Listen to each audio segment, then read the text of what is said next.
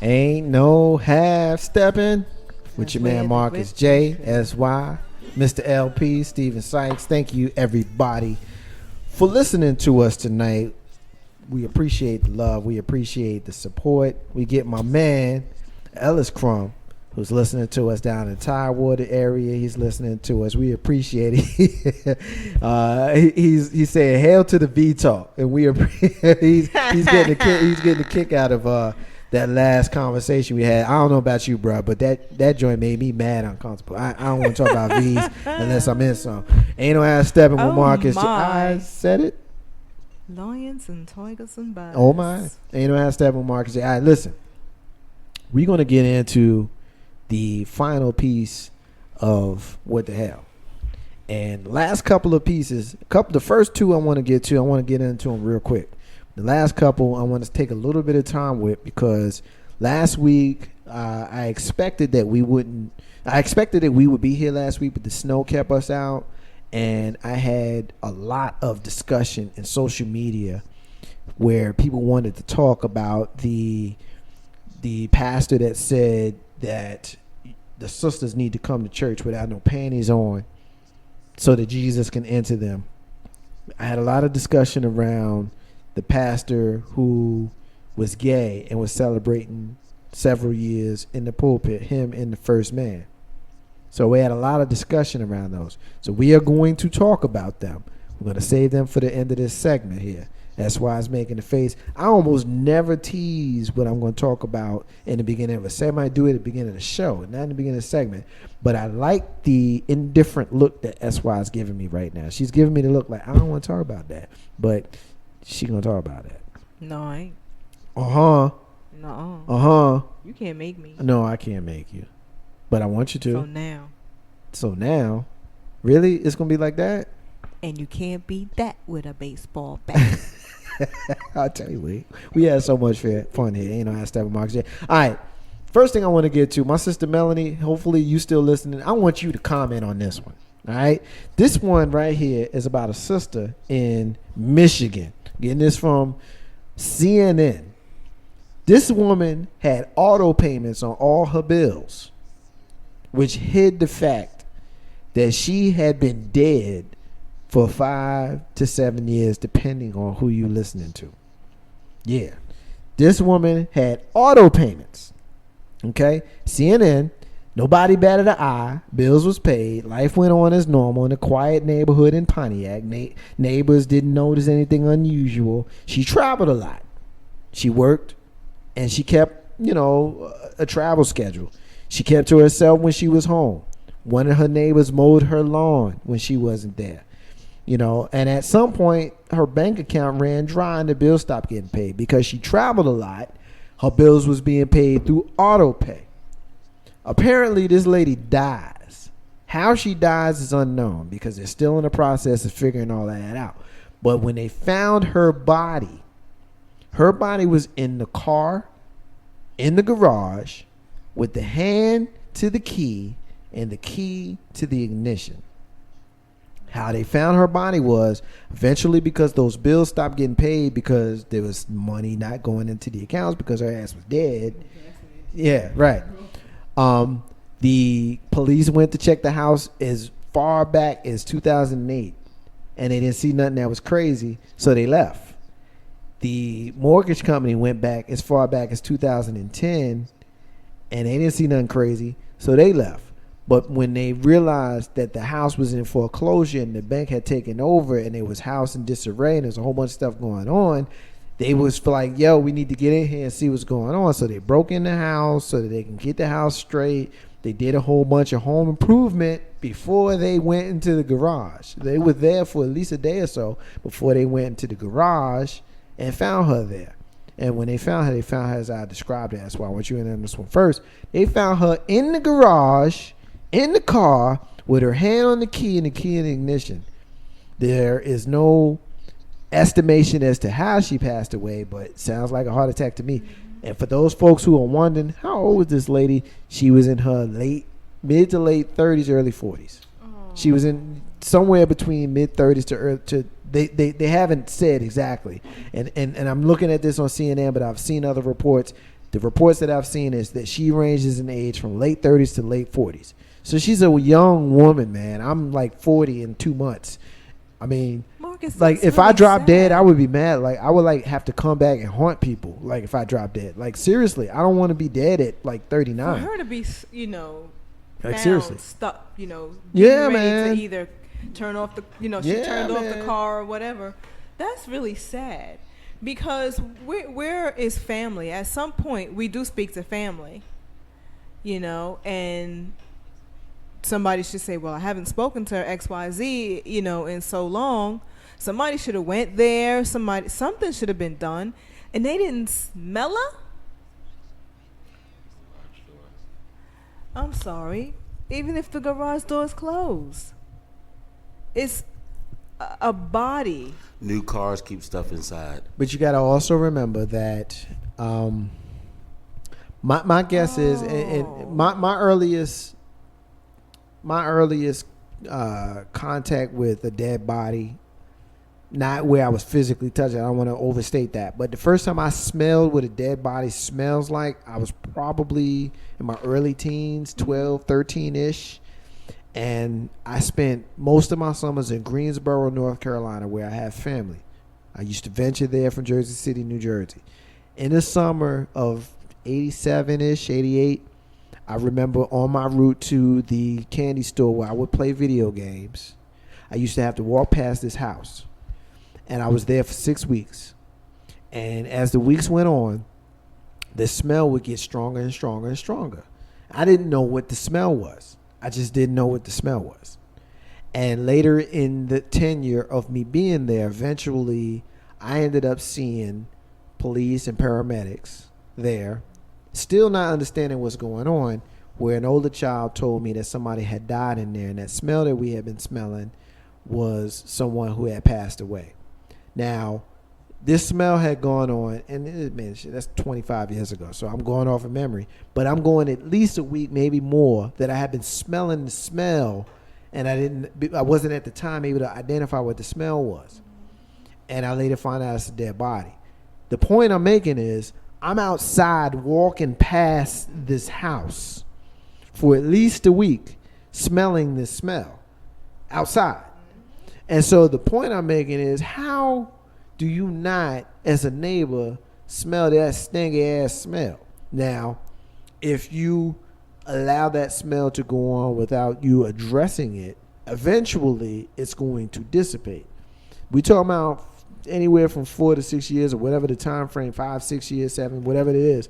So if that week, 2 weeks, 3 weeks, whatever that period is, passes, and no one is alerted to that smell, then you've reached the point of no return, because it's not going to stink forever.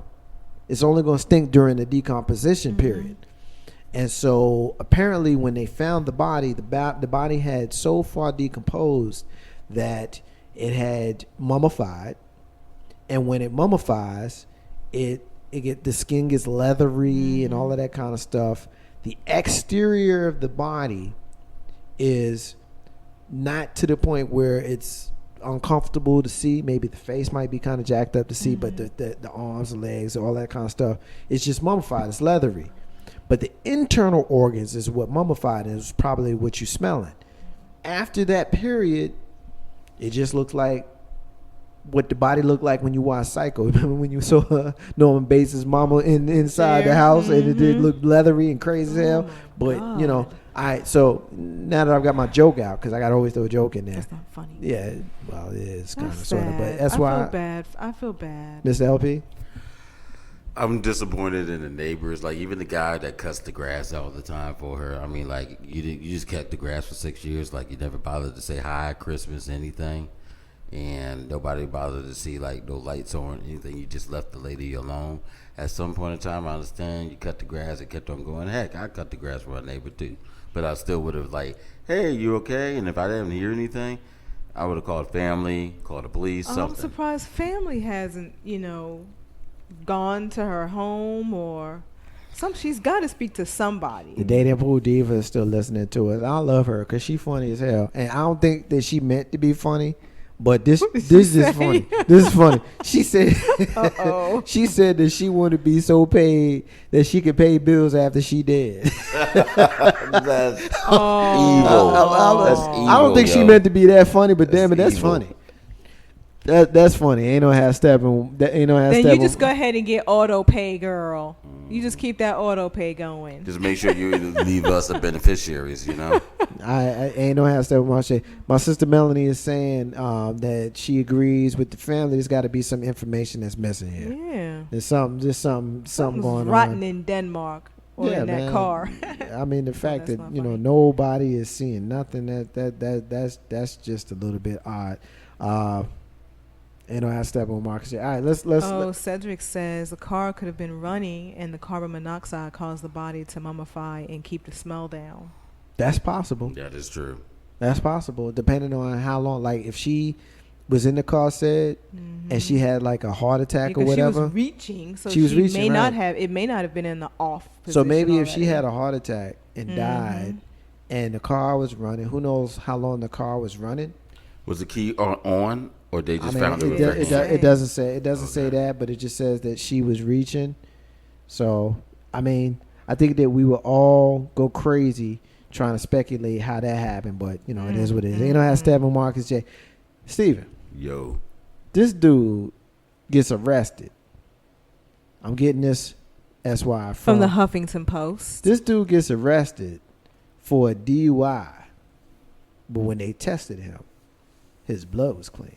The test proved there was no alcohol in Larry Davis's system the night early January of 2013. Despite blowing a 0.00 on breathalyzer, Davis was arrested and charged with driving while intoxicated. He spent a day in jail and faced down criminal charges. Questions linger as to why Davis was arrested in the first place, and he plans, of course, to file a grievance against the arresting officers. This happened in Austin, Texas.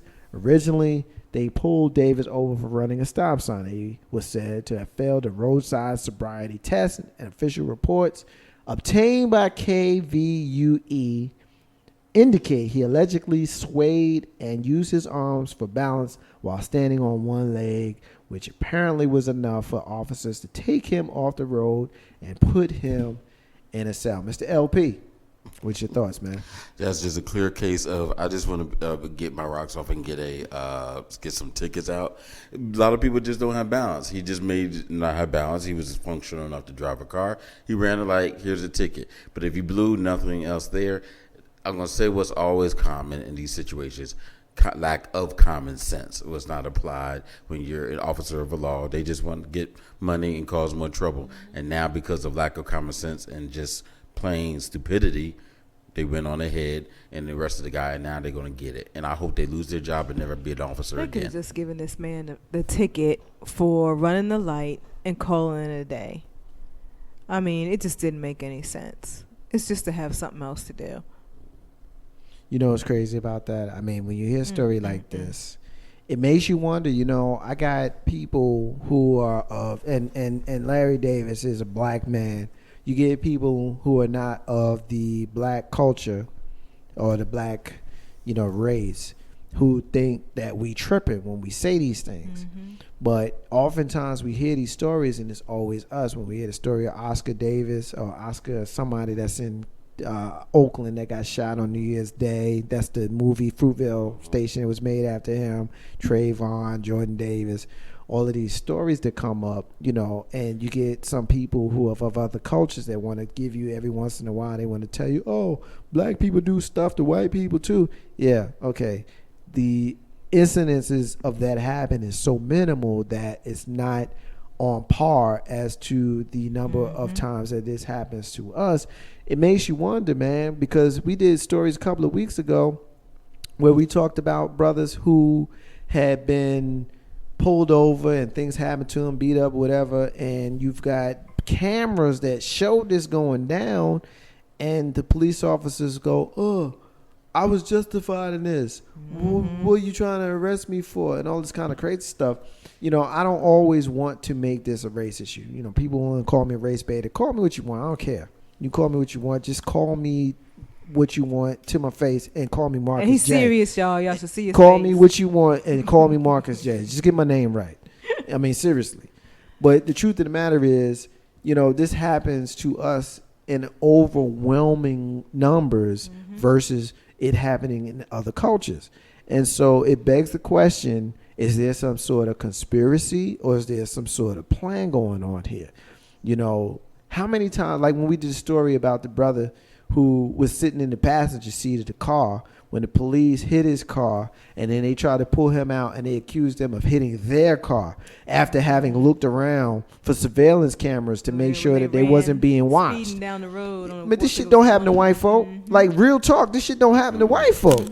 I mean, it's crazy to me when you see this brother. He ain't got nothing on his breathalyzer, y'all. Nothing. He blew a 0.0. And they still trying to hem him up. It just makes me mad. I want to talk more about it, but every single show, I want to always bring up a situation where we show how we ain't tripping, Mr. LP. We are not tripping. No, but you know what bothers me is when the federal government don't get enough in it, regardless who is in office, but especially because of this situation, who's in office. If you act like you don't care, they don't care, because leadership starts from the top. Whether it's top of your home, your community, and the government. And I'm like, this always happens. And then when you have an opportunity to make a difference, make a change, and you don't do nothing, people are like, oh, free reign. Is even worse, because they like, he ain't going to do nothing. The government not going to investigate us. See ya. It makes me mad. It drives me crazy, because oftentimes when people like me and people like you, Mr. LP, we speak up and we sound out about what's going on, they like to call us race baiters. They like to tell us that we're sensitive. They like to call us racist because we like to point out situations of oppression against us and against our people when it is people of the opposite race. And when I say opposite, I mean black versus white. Black and white are opposite. It's not to say that we are denigrating white people. I'm saying opposite because I'm pointing out that those people are the ones that are in power in most situations. Y'all the ones that's acting a damn fool, messing with us. And then when we say, look, man, I'm not like clowning all y'all, but some of y'all crazy as hell. And then you try to tell me as the individual that there's something wrong with me.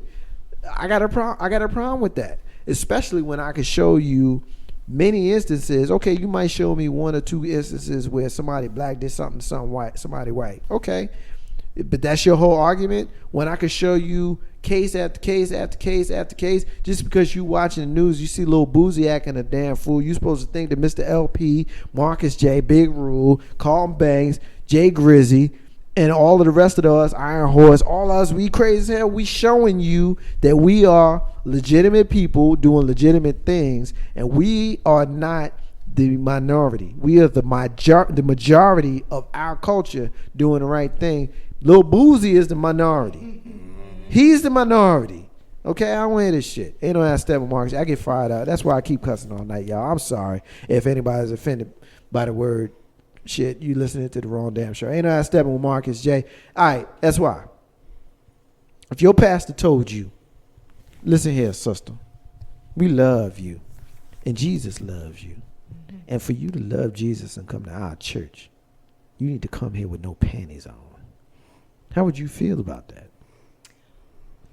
Now, I'm not saying that because I want you to be without panties, because trust me, you my sister, and that's really creeping me out, even to put it out there like that. You know what I mean? We just talked about vaginas. She's the same one, which means she's comfortable. She's comfortable. I forgot. Like, oh, Lord. He's in awe of the vagina, just like the rest of us. I like vaginas just like the next man like vaginas, and but I didn't like it in the way you was talking about it. You was talking about it all clinical and stuff. It's just a wonderful thing. It was, to me, I found it very sexy. See, and normally, like, you know, the little button, little button at the top of it. Like, normally when people use the phrase for that button, they don't use the clinical word for that button.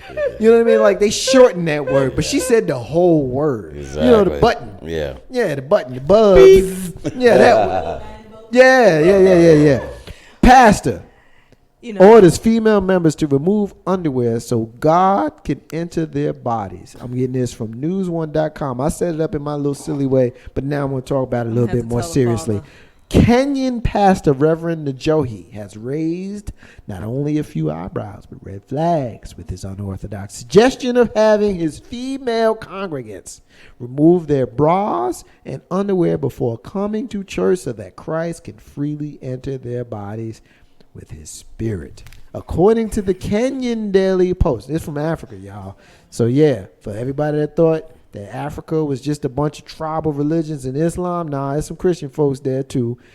Njohi, who is a pastor of the Lord's Propeller Redemption Church in Kenya, reportedly refers to undergarments as, quote, ungodly.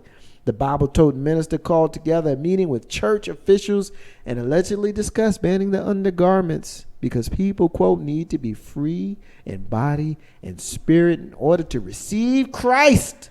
After warning his female congregants about the evils of skivvies, the God-fearing pastor spoke of the damnation they will suffer if they dare not to go bare underneath. In true fashion, the church's female population reportedly did come to church sans their undies.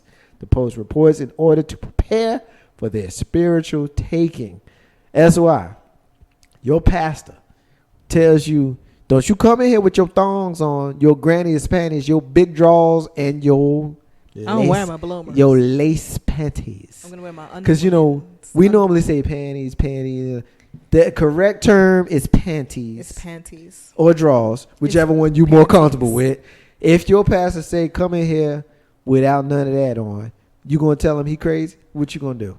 I want to know how the pastor going to know if I got my Wonder Woman panties on or not. I'm just saying. I'm going to need you to not for say me Wonder to Woman. come up in there. I don't need that visual. So the Lord I don't need that could visual. enter me. Big draws, McGraw. How you going to know? He gonna know I because he don't got the have on my spirit. He's being panties. touched by the spirit of Jesus Christ. Oh, he Jesus being Christ touched gonna by touch him on the something. shoulder and say, "Look, It's in the front pew. that one right there ain't got no drawers on. She got to kick her out." My sister Melanie says they sound like some damn freaks up in there. Heck yeah. It's what's touching him is in the front pew.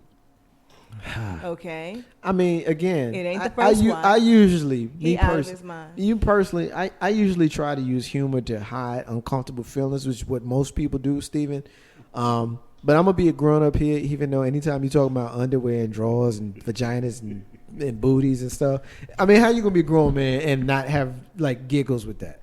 It's just wild. Like you got giggles right now, don't you? Yes. Like you do, right?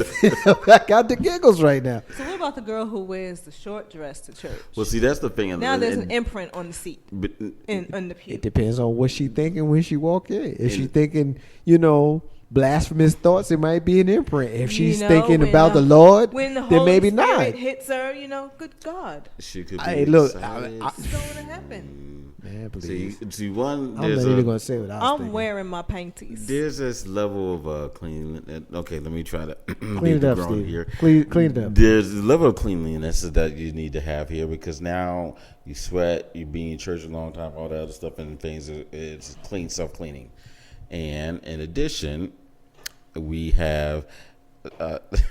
You just have a lot of skirts. A lot of women out there don't necessarily wear pants. I can't say all, but a lot of them wear skirts, and you're gonna see things in there.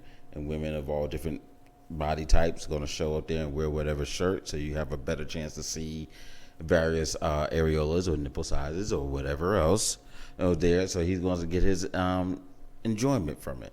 This is not the first time this has happened, but it's clearly.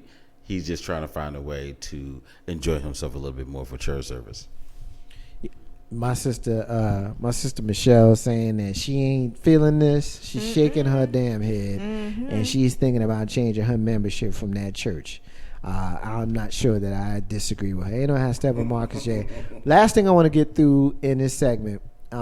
This particular segment warranted a whole lot of discussion in my Facebook post prior to last Monday. Last Monday, of course, we weren't here.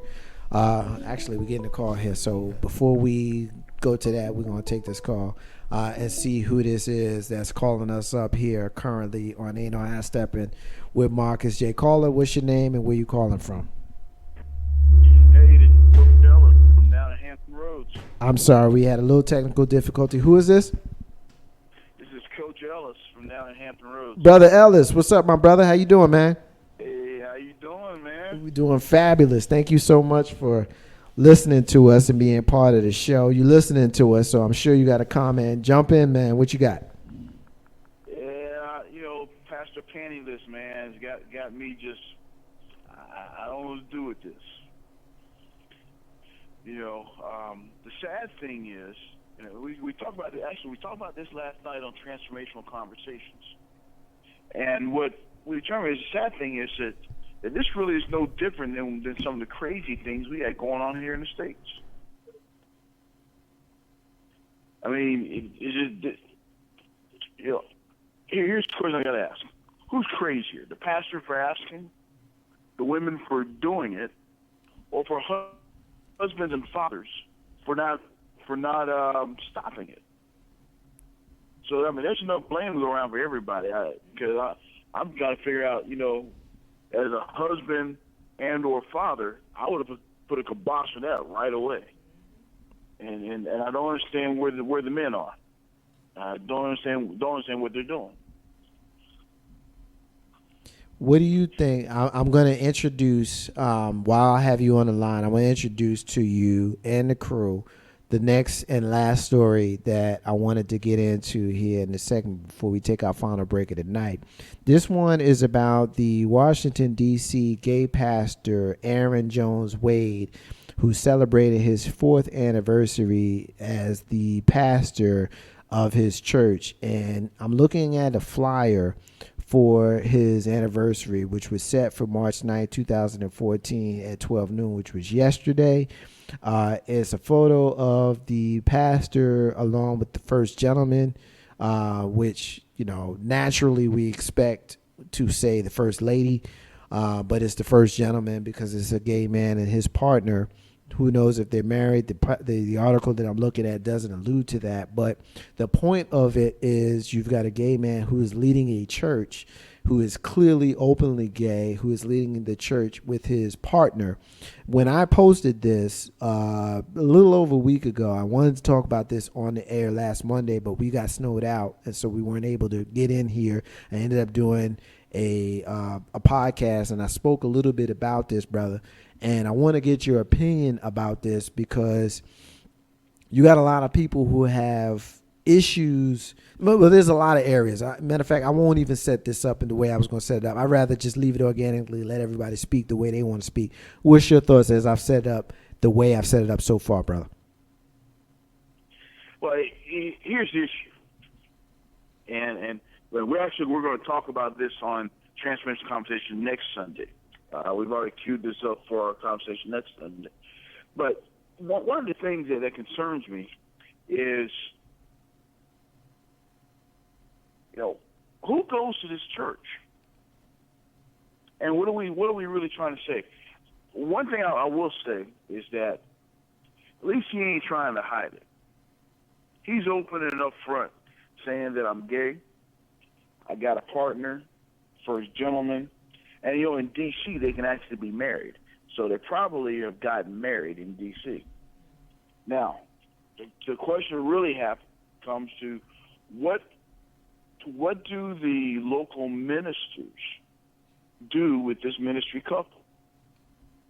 I mean, do we invite them to come to the pastor's roundtable discussions?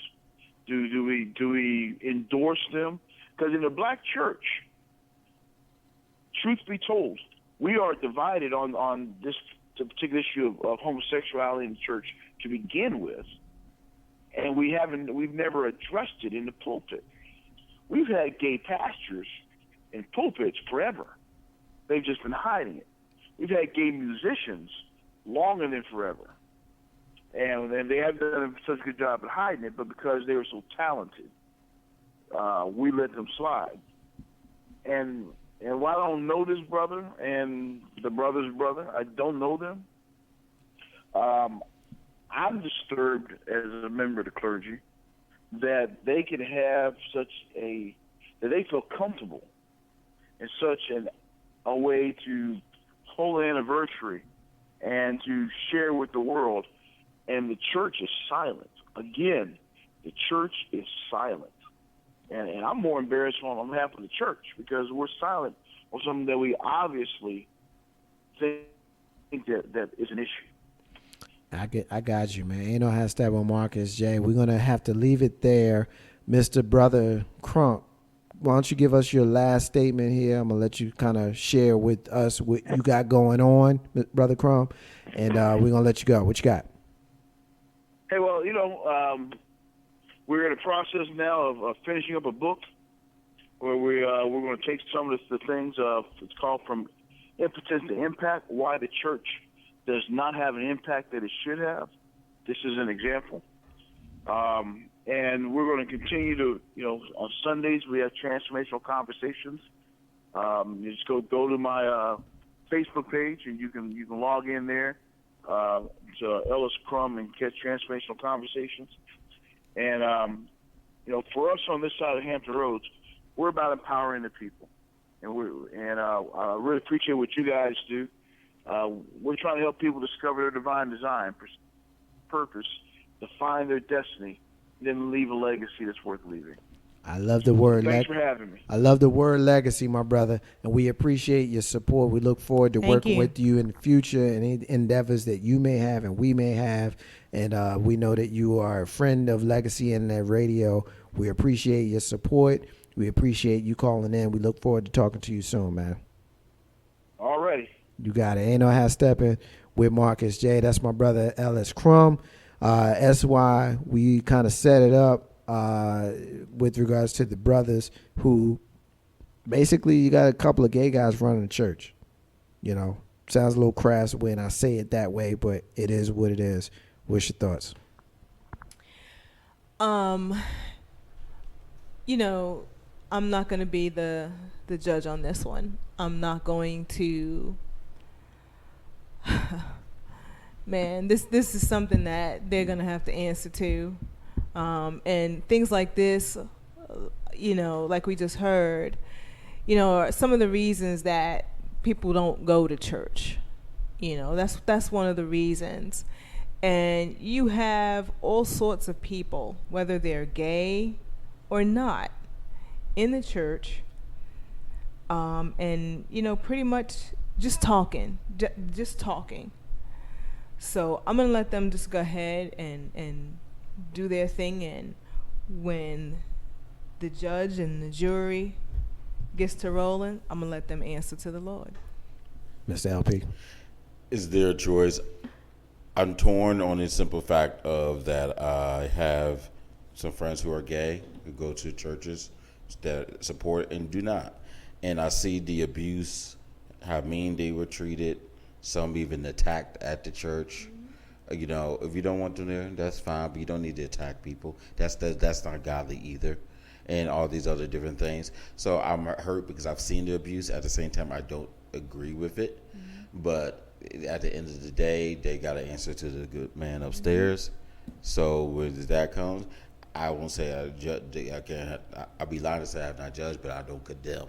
I've always said people use that word improperly. The thing is, we don't condemn people. I'm not going to condemn them because at the same time, that Christian that walked by the street, left me hanging, I needed someone to help me up. That gay person helped pick me up when I was about to fall. So, God works in many different ways. I don't agree with it, but it's the way it is. Ain't no half step on Marcus. Here's what I'll say about it.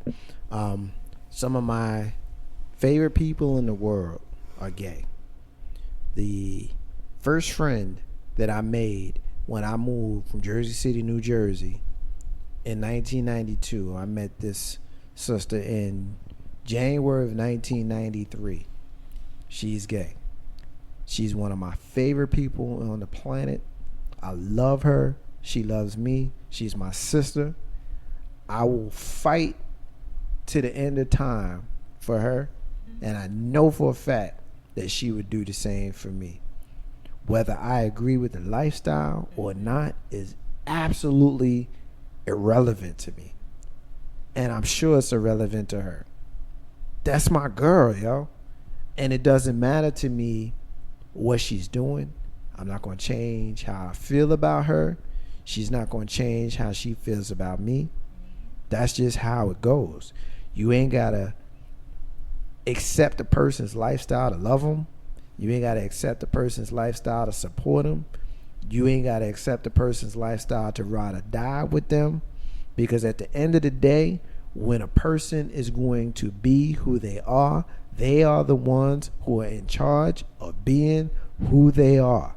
Not nobody else. Not nobody who loves them, not somebody who hates them, not somebody who has a vote on Capitol Hill, not no judge, none of that. None of those people have no vote in how an individual chooses to live their life. However, where you lose me is if you're going to be a person that is leading a church. And we know, and I'm an agnostic. I ain't got no religion. I got issues with all religions. I respect all the religions, but I think they all contradict themselves and they contradict each other. I think it's a bunch of BS, personally. That's just me. Every one of them. It's all full of shit to me. Real talk. But I was raised a Christian. And in my upbringing, I ain't never seen nothing that tells me that homosexuality is something that is acceptable. And so when I see a Christian man who is a gay person who is leading a church, yeah, my antennas go up. I'm like, yeah, something about that ain't right. That's just how I feel about it.